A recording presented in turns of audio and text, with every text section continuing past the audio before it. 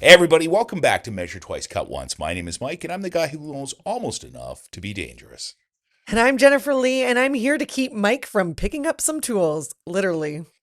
Here at Measure Twice, Cut Once, we're talking high performance building, designer trends, breaking down housing regulations, high performance building solutions, everything and anything to do with the homes we live in. Today's guest is Curtis Krahn of Synthesis Design. Curtis has been working in the design industry for over 30 years, so I can't wait to dig in and get his perspective on all things design. So let's get to it. Join us for Measure Twice. Got once, because twice is just too much work. Really excited to welcome you to the show, Curtis. We've known each other for several years now and absolutely love the type of work that you do. We're going to learn a bunch more about what makes your company and you very, very special today. And I thought maybe we could start, for those of you who haven't had the privilege to get to know you, could you tell me a little about yourself? How did you get into this industry? And you've been doing this for what, 30 years now? Yeah, thanks, Mike. I'm excited to be here. It has been over 30 years, which just also coincidentally is exactly half of my life. But I am the principal of a little boutique firm that I like to call Synthesis Design. We're a residential design firm on the North Shore. We've done work really all over the world, but we are a local firm and primarily on the North Shore.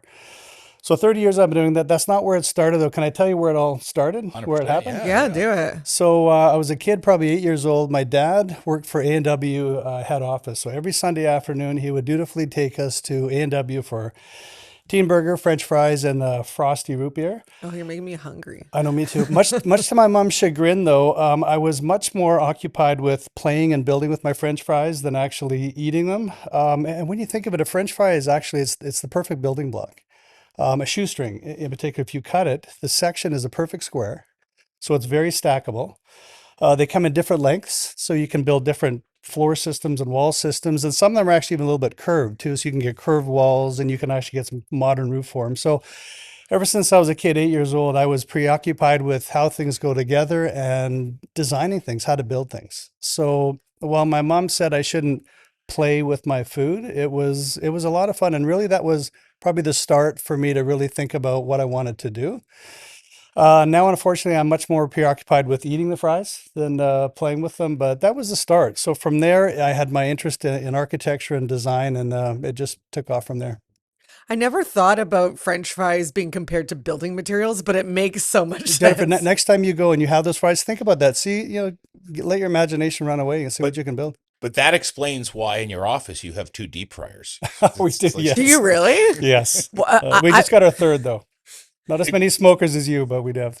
why weren't we'll you get there deep frying anything at the party I was at? because we smoke meat There was too much instead. smoked meat. There we Yeah. go. But you do have to, I have to say, your office is really neat. It has a beautiful view Thank you. of Vancouver and the best rooftop. Yeah. So the reason I wanted to first start to connect with you and get to know you is because we worked on a project together with our friends at Twin Lions, and that was that really complex project on the North Shore. And the thing that really impressed me was that when you're like, it's one thing to design a home, a brand new home on flat ground. It's another to renovate a home Yeah. almost down to the studs, to the ground, in such a complex environment. And I think that was one of the reasons I liked you in the first place, is because you would take on those complex tasks. How did you build up to doing those really complex projects? Because you don't just start going, well, let's do the impossible. What led to you being able to do all those things? Is it the team of people or was it the process? How did you figure this Yeah, out? it's a combination of a whole bunch of things. We need to feel inspired all the time. My guys and my girls need to feel inspired to do creative things. And it was geography. We were on the North Shore. I grew up on the North Shore. We started our business on the North Shore. It's a complicated spot. I mean, there are creeks, there's rivers, there's waterfront, there's slopes. So we very early on were very fortunate to design projects on steep slope sites, waterfront sites, spanning rivers. So for us, it was a bit of a baptism of fire. We needed to learn how to deal with those complex sites. So ever since then, we specialize in it. We love it. It gets us really excited to work on a project where you have such a great setting. For us, often we'll look at a project, if it's a renovation or addition, even if it's a new house, we often have very, very dramatic, beautiful sites, and we want to make sure we don't screw it up. When you're given something, such a great opportunity to build on, difficult but very dramatic and beautiful sites, you want to make sure that you, first of all, understand the site, and that has to also coincide with the client's needs and wants bylaws, start to finish. So that's how it started, being on the North Shore, and we now have a reputation for doing the complicated sites. The more complicated, the better. And my guys are so smart. I mean, the bylaws are tough and they're complicated. Highest building faces, datum determination points, how you calculate things on a slope. Bylaws typically aren't designed or written for complicated sites. So just the process of getting started and doing the shaping and siting really sets the client off and sets us off with a roadmap to decide what has to happen down the road. Well, it's even more important now because, we just had that big flood. Oh And my so that's goodness. things that you have to Yeah. put into consideration when you're building in the North Shore. So, how do you work with a client with that being like, okay, these are things we got to think about now in the future when we put your house up? Yeah, consultants, Jennifer, years ago when we started 30 years ago, we were generalists. We did everything. We had structural engineers working with us, but other than that, we pretty much took care of everything else. Now, with building science being so sophisticated, bylaws being sophisticated, like you said, on a complicated project, it's very common for us to work with 10 different consultants: geotechnical engineers, structural engineers, energy advisors, mechanical. So all of that really has helped us because now we actually have people that know what they're doing, taking care of those types of things. So it's a whole team of people, and often very early on, we're dealing with the geotech and with the structural for exactly those reasons. We want to get to the design. I mean, the design is the fun stuff for us, but since we're the primary consultant, we have to coordinate and broker all of those things. So it makes it easier for us on one hand because we're not having to worry about that, but now we're coordinating everything. This weekend with that atmospheric river, I got up on Saturday and they were talking about an atmospheric river, and I'm looking outside going, it's just a storm. It's a rainstorm, but it was unbelievable. And me and a lot of my staff were texting and phoning all week, and we have projects all over the North Shore.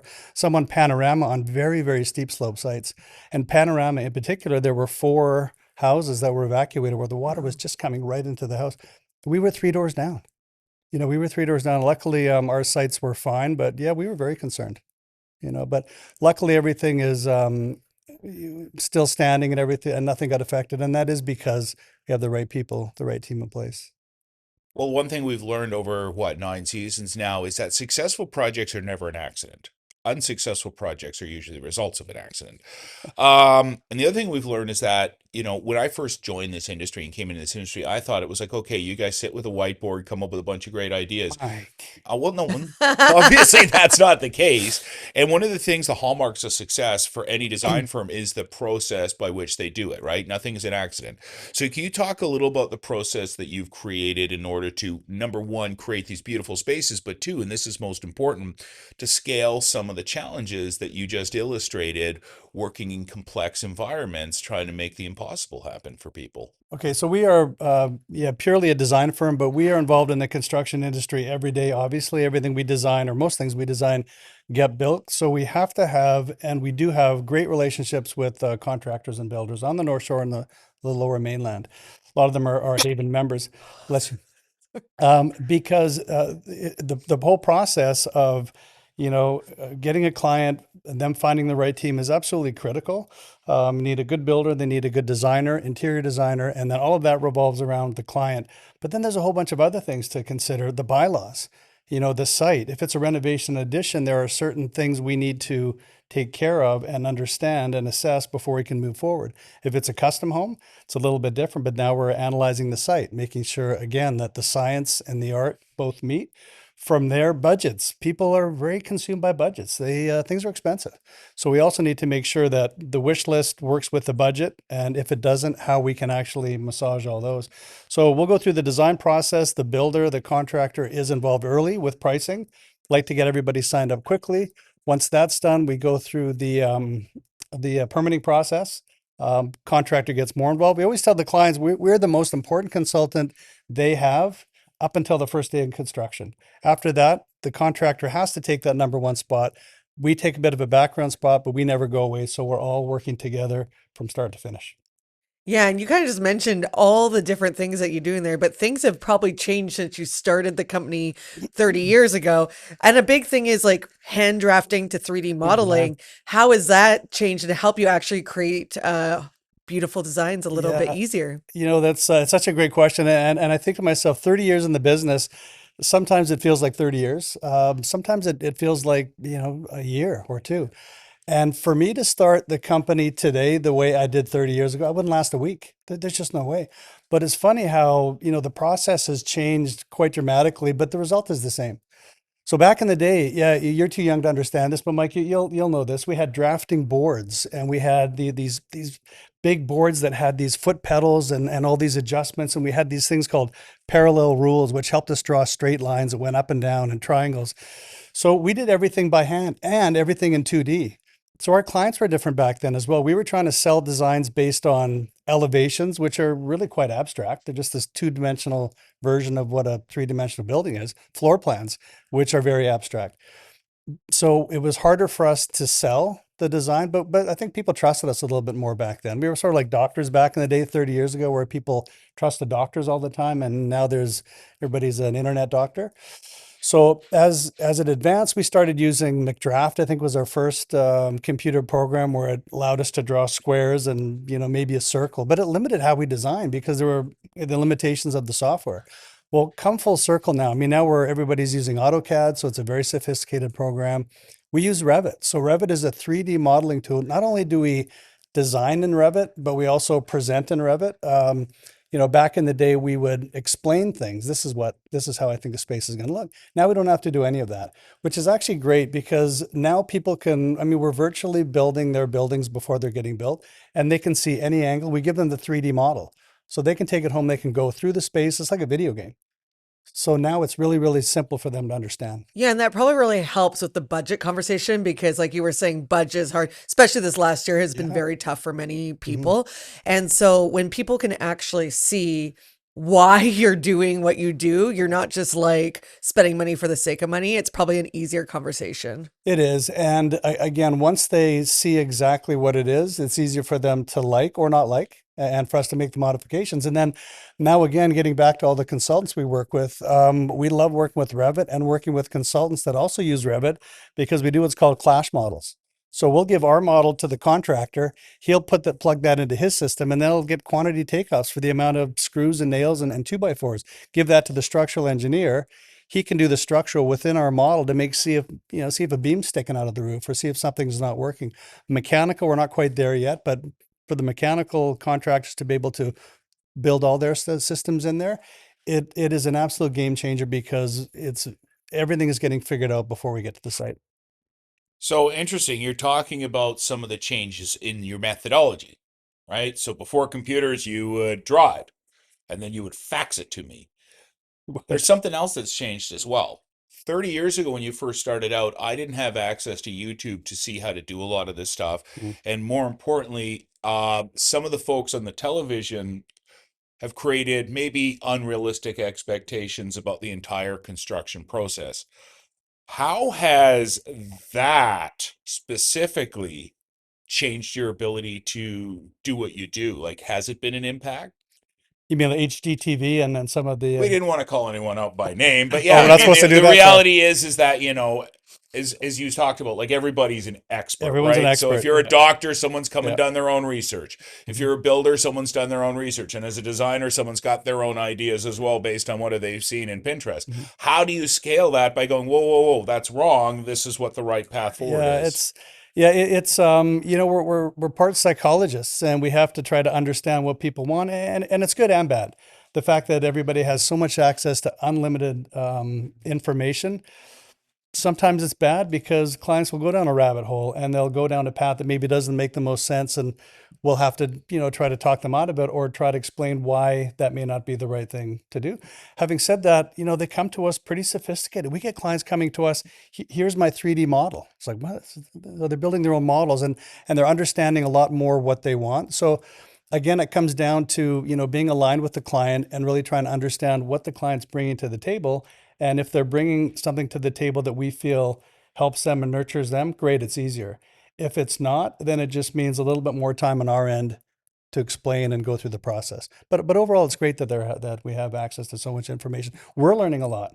It's a very inclusive industry now. So we like to put, if we've designed a cool detail or a cool building. Of course, it goes on social media. So we love to do that. We love to see other people's work as well. So I think it really has helped the industry in general. Yeah, I think it's great to have more knowledge because then people understand when sitting down to talk to you. Because, like, I come from a home building family, and sometimes it's like you're talking to people, and they're like, I don't know what you're talking Yeah. about, but it's easier to create the picture. It's kind of like, a slippery slope, though. It's like WebMD. Yeah, You shouldn't exactly. Google Yeah. your Right. diagnosis, or you Yeah. shouldn't Google maybe what you think it is. It's kind of one of those things. It's like use it as knowledge, but maybe not try to DIY Thank you. your home on Yes. YouTube. Yes, exactly.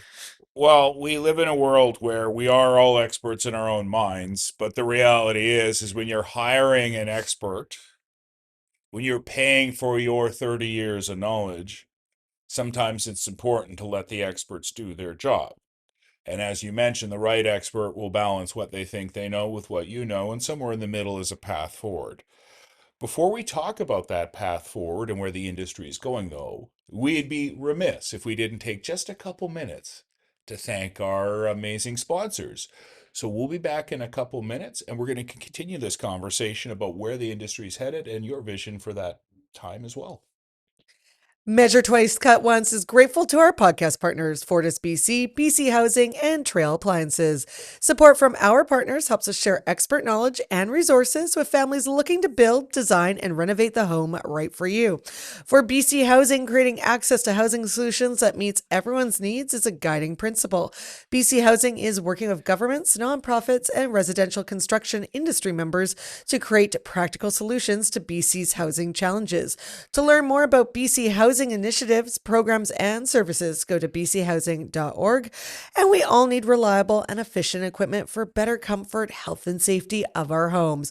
Whether you want to adopt some energy saving habits or take on a major energy efficiency upgrade, Fortis BC can help you save energy. Be sure to go to fortisbc.com, where you can also find amazing tips on low and no cost ways to save energy. Plus, great information on what Fortis BC is doing on low carbon energy with solutions such as renewable natural gas. Trail Appliances makes everyday life better with the best selection in Western Canada, hassle-free delivery, and a price match guarantee. You'll always get the best deal. At Trail Appliances, you'll love buying an appliance as much as you'll love using it. Affordable, accessible, quality housing is a top of mind issue for many British Columbians. Welcome back. So, before our break, we did a little bit of a deep dive into your history, but also the history of design. Now we're going to turn our heads the other way and we're going to try to look forward, which is a lot harder to do because it's as much a prediction as it is insight based on your knowledge. And we're going to look through the lens of building science because that has come an immensely long way, even about the 6 years I've been in this industry. Thinking about the advancements in building science, thinking about all the things that you're seeing right now. Two questions. One, where do you see all of this going? Like, think ahead another 30 years and what does that look like? And two, how do these things impact the role of design and even the process of how you create these designs? Yeah, it has changed a lot. You're absolutely right. I mean, you mentioned, Mike, in 6 years it's changed. You've seen the changes, and we've seen the changes over the years so dramatically. I mean, again, back in the day, 30 years ago, we were designing houses, and the wall system was a 2x4 with half-inch plywood on the outside, some building paper, R12 insulation, and six. Nothing was even 3 mil poly back in the day, and half-inch drywall, and that was it. Now our buildings are so complex; they're so much more energy efficient, and they're continuing to work in that direction. So, I mean, it's more sustainable, it's more environmental. So, all of those things are great. It's complicated, though. A lot of people, a lot of consultants are involved. Construction costs has gone up, obviously, dramatically, partially due to that. But in the long term, everything is going to have a positive impact. What I'm really excited about in the future is really what I was hoping to do 30 years ago. I mean, I named the company Synthesis Design, and the definition of synthesis is the combining of elements to create a unified whole. I want to do a modular company. I want to do a modular design company. So we were building things in factories, prefabricating, and 30 years later, we're getting there. 30 years later. So what I'm really excited about in the future, we need to be building our houses, much more the way we buy our cars. I mean, if you buy a car, you get to pick the color of the car, but you're not picking the shape of the headlights or what the fender looks like. Somebody's figured that out, but you've got choices, and then you can choose which car you want to buy and pick the features. That's one of the reasons that we designed ModCube, which is our pre-designed laneways. And that's, we figured that, we've been doing this for long enough. We know exactly what people want. So we designed these little mod cubes, which are not even that little, 2 bedroom, 2 level, 2 bathroom, 1,000 square feet. Created some certain models that could be built in a factory, much more ergonomically correct, less waste, less impact on the site. So we started to do that. We're still struggling. We're still not quite there yet. We just want to be able to build it in a factory, have a helicopter come, drop it down on the foundation, and be done with it, rather than take about a year, sometimes 6 months or a year, to be impacting on sites. So the prefabrication, the building in the factory, this is really where I think the industry is going in the future. And I'm excited to see that propagate more. It's kind of like the French fries. Going back there, it's fast food, but fast housing, Well, there you go. Exactly. Great but comparison. built correctly. Yeah. Yeah. Another thing I want to know, because we've just had the atmospheric river, and obviously it's no surprise that, our winters are getting more rainy, our summers are getting extremely hot. Do you think we could improve on anything in our design in the future, like when it comes to this stuff? Or do you feel like we've kind of got it already like in the bag? No, I think we always can. I mean, you talk about passive housing, and again, net zero energy efficient houses, where we put a window has some impact. How thick the walls are. Again, the more we can save on energy with our homes, I think that's a big energy draw. The more we can minimize that, I think the better off the environment's going to be. I mean, we got a growing population. I mean, some of the trends for the amount of people on this planet over the next 20 years is really quite staggering. We've got to figure that out. And that is obviously climate change has a huge impact on that. We're dealing with the extremes now. And, the atmospheric river that, we haven't seen for a long time, we'll probably see it again. But yeah, we need to now over design, if you will, certain aspects to make sure that we're accounting for those extremes, which we hadn't in the past. Yeah, because, unfortunately on the news, like you were saying, building on hills and stuff, there were some houses that were washed Yeah. away. Yeah. And it's like going back to like, how do we create a sustainable house, but also have the proper foundation so when something like that happens, the house will stay put. Yeah. We talk about being earthquake proof, right? No such thing. If the big one's coming, they're all going to come down, but we do whatever we can. Structural engineers do whatever they can to increase the seismic structure of the house. But, to what extent? We don't know if the atmospheric river was, 50% more water, then what does that mean for the design? So again, it's, we really rely on our consultants, and they have very, very tough jobs to Hmm. figure out how to build houses without having 14-inch thick concrete walls. Nobody wants that. So I think it can definitely get better. I think technology will help them as well. Interesting, we're talking about sustainability and climate change. I'm very curious. The decisions we make in our day-to-day lives have an impact on our environment. Whether we walk or whether we drive, whether we take transit or whether we come in by ourselves. But also, I would imagine the decisions we make as far as what components go into the homes we're building also has an impact. Now, we talk in the food world about the 100-mile diet, and I'm curious your thoughts on this. Are we at a point where we can pretty much source everything from the home locally? Because here's where I'm going with this. So we were working on a home recently where they had gone with these very high-end, high-performance windows to make the home more energy efficient, but they brought them in a container from Europe. So there's obviously a cost of transportation. Mhm. So how do we balance all of that with the desire to A, support local businesses, which we should all be trying to do in all of our communities, and B, the impact of supporting that local business, bringing those windows from, say, Aldergrove versus Europe? How do we balance all of that moving Yeah. forward? Yeah, it's a tough one, and of course we want to build and we want to design local as much as possible. I use the Sunshine Coast as as an example. We do a lot of work up the Sunshine Coast and talk about the 50-mile house or the 100-mile house. And we've done many projects up there where the wood for the stairs is sourced, 20 miles away. Contractor will cut the trees down, he'll mill the wood. We have the contractors that are all local. We have the soffit that's also milled up there. So the gravel is milled from there. So the more we can do that, obviously, the better. But then we get into now the building science plays into it. Well, how can that guy locally put that window together and have a sealed unit and make sure that we're a step code 4? That has to happen somewhere else. A lot of the local window suppliers are getting their glazing or their units from Europe and then bringing them here and assembling them. So at least some of them are being assembled here. But now that we're getting more and more sophisticated, I think there's still a tape. I'm not sure, but working on a passive house, there's a tape that we can only get in Germany. So we're now getting that tape to make sure that the building is sealed. Maybe they've solved that problem, but I think they do need to solve those problems because the more we can do locally, the better.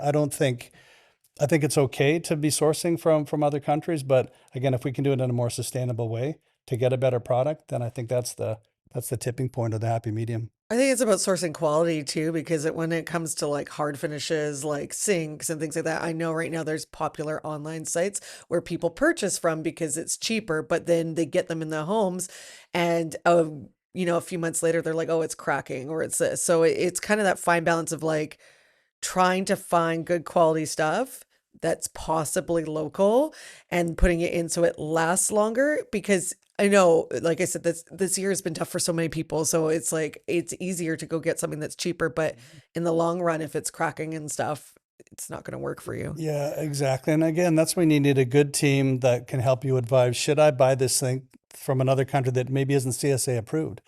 Or is that when that sink does crack or there's a fitting that we need and then you can't source it, well now you're throwing that out and we're increasing the landfill. So again, it's a very good point and that's where you need to have a really good team in place to help guide you.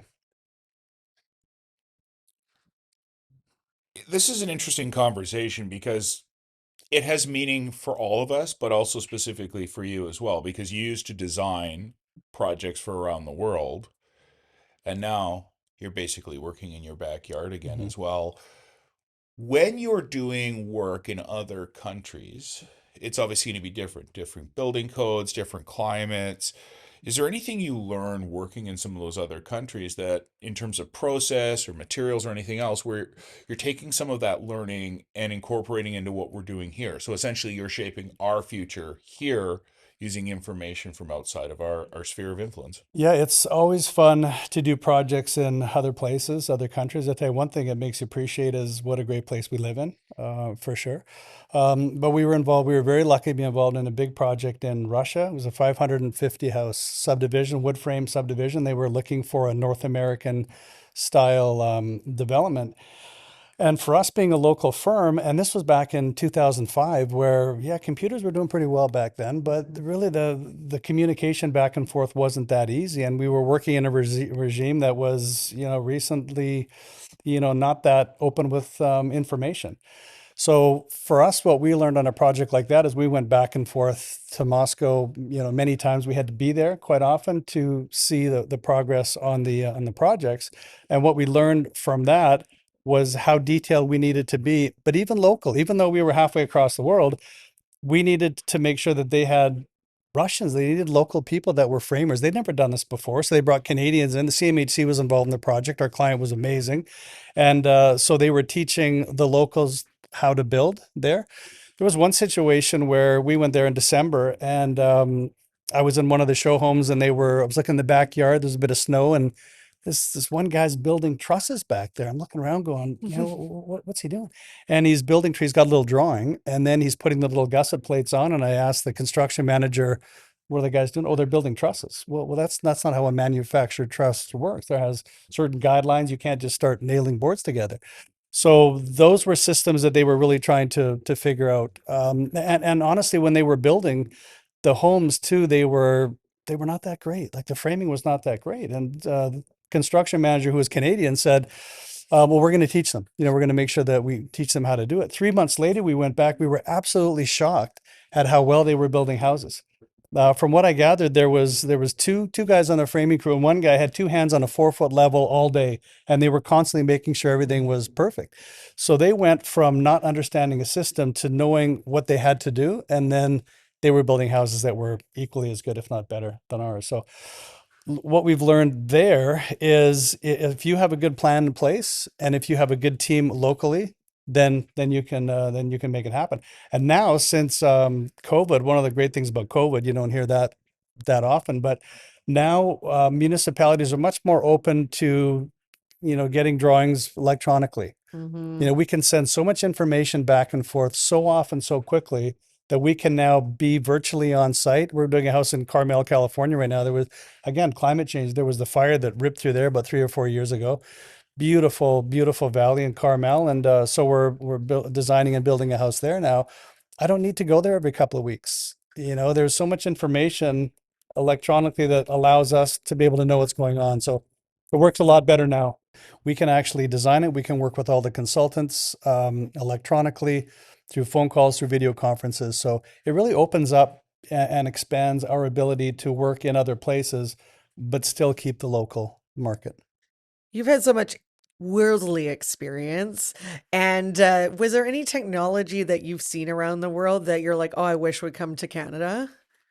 Because sometimes we're a little bit behind. Yeah, yeah. Well, even the Scandinavians. I've never actually worked in Scandinavia, but we studied it quite a bit in architecture, and they always seem to be so much further ahead than we are. Some of the things that we learned in Russia and working in China, when we did the project in Russia, we not only did design the homes, but we did the interior design as well. And there was we designed a 10 home street of dreams, they called it. So Linda, my wife, who's a partner in the firm, she headed up all the interior design and all the furniture, everything was designed and built in China. So we would go to Shanghai. She'd sketch up a table and some chairs, and we'd come in the next day, and there would be a mock-up there. So that's not necessarily the technology, but we were just amazed at how quickly things could get done. Things Mm. seem to be so painfully slow here, and for It's the there, P word here. oh man, yeah, and it's so for there, it was everything happened very, very quickly. Everyone was excited about what they were doing. So, and obviously, unfortunately, there were some issues with labor, as we know. The conditions weren't always that great. But again, our client, our developer in Russia, was such that if we went into a place in Shanghai that was a furniture building factory, but the conditions weren't that great. There wasn't great ventilation for the spray booths. We could actually tell the client, say, we'd love to work with this firm. They need better ventilation. We need them to upgrade their factory. No problem. So we were really fortunate that we could play a little bit of an impact to help some of these factories become safer. So I realize that's not technological, but man, I was sure impressed how quickly things can get built if you're very, very efficient. But you still learned things that you would love to see here. And that's all kind of what I Yeah. was getting at is like we can learn from so many people around the world. Hmm. Uh, Not one person has it all figured out. And 100%. that's why it's neat to like travel and then be like, oh, I wish this would happen here. Yeah, you're absolutely right. Yeah, I mean, you're right. Different countries do things better than others, and now again with all this access to information, we can learn from all of those, and we really try to whenever we work on a project. Well, I think working in other areas is valuable though, because those of us who work in the industry here, it's frustrating, right? Things move slowly. It's not cheap to do, but like you said, there's tremendous oversight for things like seismic. Mhm. We've incorporated flooding. We've incorporated the fact that the temperature of our planet is changing for whatever reason. And so when you've had a chance to be outside of our little bubble, you recognize that it is not a bad place to be as far as Yeah. living. We know that. It's a good place to do business. It's not as fast as we want, but there are some reasons for that. And there's some legislation on board for like to embed some of these plans electronically to make it faster as well. So we are getting there. And what I've really enjoyed about our conversation today is, well, it's always great to see you, let's be honest, but what I've loved is, for lack of a better term, I want to say a history lesson of the last 30 years of our industry and what you've seen change, but also very exciting based on your perspective, what you think our future is going to be like as well. And talking about the value of working locally, talking about some of the insights you've gotten around the world as well. And it's very clear that, the most that we can hope for is 30 more years of success for you as Right. well. Yeah. And just really appreciate this conversation and really appreciate you coming in. I mean, we've talked quite a bit, and we've never talked this deeply about your past, and yeah, I've really enjoyed learning about you. French fries. It's all about the French fries. All about the French fries. And speaking of that, I want to be invited to another party at your office, but this That's, time use the deep fryer. you know what? We're going to do that. And we're going to Okay. build things out of French fries. Oh, there we go. Yeah, We'll have a fantastic. contest. So There we go. does this mean we're going to get sponsored in season 10 by Oh, there McCain, we or go. what? That's, Yeah, we that'd knew be that was good. coming. There we go. Knew that was coming. Before we go, I know you've told us so many great things, but can you give our audience one more little tip before you go? Yeah, I think, for all of your viewers that are contemplating building a new home or a renovation, alignment. We talk a lot about alignment. That's something that we talk to our clients about, and your viewers should know that too. You want to make sure that you're in line with the team. The team is so important. It's 100% important. So we talk about the owner being in the middle, and then we have a triangle on the outside. We have the designer, we've got the contractor, and then we've got the interior designer. Those three form the cornerstone between the client and the whole process.